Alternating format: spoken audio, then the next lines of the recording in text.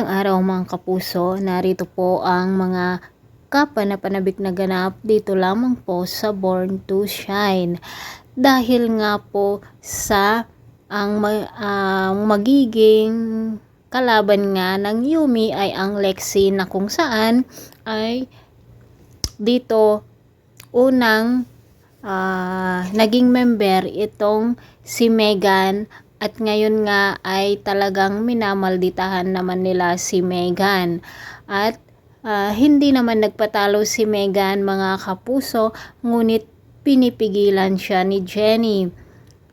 Ngunit talaga namang napaka sama din ng pag-uugali ng isa dito sa Lexi. Lalo pa nung sinabi niya kay Megan na binabayaran daw niya si Jenny para may kakampi siya, at dito na nga hindi nagustuhan ni Jenny ang narinig niya, kung kaya't pinagsabihan rin niya itong babae na ito at sinabi na tumigil na siya dahil wala man ginagawa ni Megan na masama sa kanya. Samantala nagpaalam nga ang BGYO dito sa Yumi pagkatapos ng kanilang napakagandang performance, at ang dami talagang nagtitilihan mga kapuso. At may vacation daw, out of town na vacation daw sila, kung kaya't medyo matagal daw na hindi nila makakakulab ang BGYO. At itong si Nate naman talagang halatang selos dito kay Akira, dahil nga si Akira ay parang may pagkakursunada dito kay Jenny. O diba mga kapuso, ito talaga ang nagdadala dito sa teleseryeng ito, sina Nate at itong si Jenny. Samantala mga kapuso, pinagsabihan naman ni Amelia si Minchi na kung nakuha niya ang loob ni Dara at Megan ay hindi daw magbabago o hindi mapapatawad ni Amelia itong si Minchi.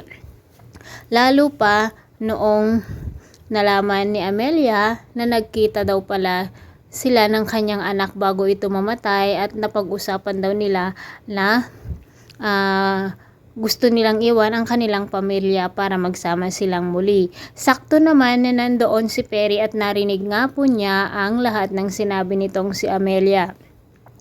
Tinanong nga niya kay Minchi kung totoo ba ang kanyang narinig, ay inamin naman ni Minchi na totoo daw iyon. Ngunit sinabi naman ni Minchi na ngayon ay si Perry na ang kanyang mahal. Sinabi naman ni Perry na dahil wala na siyang choice dahil nga namatay na itong ama ni Jenny at Megan.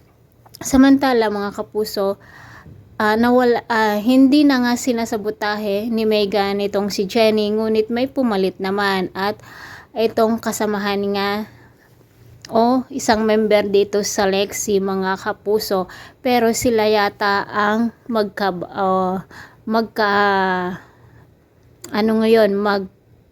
magkalaban-laban dahil nga parang kung sino talaga ang mas magaling, at syempre hindi patatalo ang Yumi. Samantala mga kapuso, tinanong naman ni Charis dito kay Minchi kung sino nga ba talaga ang ama nitong si Jenny.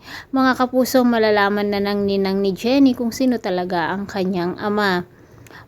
Baka ito na naman ang simula ng hindi pagkakaunawaan ni Dara at Minchi kapag malaman nila na iisa ang ama ni Megan at Jenny. Naku naman direk, sana wag na muling mag-away ang mag-iina, kasi nga napakaganda ng panoorin kapag magkabati-bati sila. Pakaabangan po natin ang bawat eksena dito lamang po sa Born to Shine. Maraming salamat. God bless.